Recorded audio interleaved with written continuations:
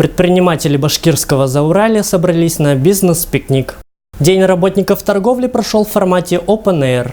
В столице Башкирского Зауралья состоялось мероприятие, на которое собрались местные работники торговой сферы. Встреча прошла в формате бизнес-пикник. Предприниматели собрались за городом, чтобы обсудить проблемы в неформальной обстановке. У нас в июне месяце проходил Всероссийский инвест-Сабантуй. И сейчас мы бы просто хотели в преддверии Дня торговли и предпринимательства поделиться с нашими предпринимателями теми идеями, теми видениями, которые были на инвестиционном Сабантуе. На открытом воздухе свободное общение, будем получать при этом максимальную для себя полезную информацию и удовольствие. Глава Сибая Рустем Авзалов выступил с приветственным словом и вручил отличившимся работникам торговой сферы медали, выпущенные к столетию Башкортостана. Рустем Ахмедкаримович отметил, что за последнее время в Сибае подписано инвест-соглашений на 70 миллиардов рублей. В мэрии регулярно проводится инвест-час. Бизнесменам предоставлена возможность напрямую встретиться с представителями органов власти и городских служб. Глава города заявил, что бизнес и коммунальные службы должны работать в унисон, не затягивая решение тех или иных вопросов, тормозящих развитие городской экономики. Магнит, даже там пятерочка дает. У них один вопрос. Дайте объем. Если это хлеб, дайте фасовку, упаковку. И чтобы был на них штрих-код.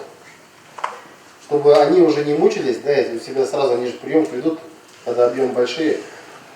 Я думаю, это можно делать. И даже уже мы в городе с бизнесами над тем разговаривали, что они готовы забирать продукцию, но нужно ее должным образом преподнести. Продукт Республики Башкортостан, он экологичный, он очень хорошего качества. Но, к большому сожалению, я всегда об этом говорю, многие на меня обижаются, но предприниматели из Республики Башкортостан маркетинг строят не совсем верно.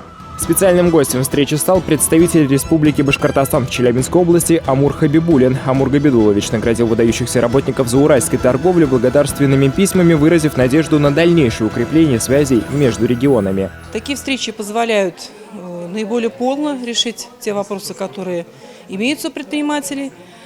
Сегодня мы наградим особо отличившихся. И в неформальной обстановке побеседуем обо всех проблемах, о тех, которые на сегодня волнуют наших предпринимателей городского округа. Финансовые и логистические связи у нас больше с Челябинской областью, с Екатеринбургом. И у меня даже большое сомнение, почему Башкортостан находится в Приволжском федеральном округе, потому что Челябинск – это Селябе, это вокруг башкирские деревня, там татары, крещеные татары. И я даже скажу, что Челябинская область намного ближе, чем Татария. На пленарном заседании коммерсанты подняли вопрос об экспансии федеральных торговых сетей. Местные предприниматели не могут дать федералам требуемый объем продукции для вхождения в сеть. Амур Габидулович предложил решить эту проблему созданием торговых кооперативов и филиалов за пределами Башкортостана. Эта идея перекликается с недавним проектом регионального постпредства и территории бизнеса по поддержке фермеров и малых форм сельского хозяйства.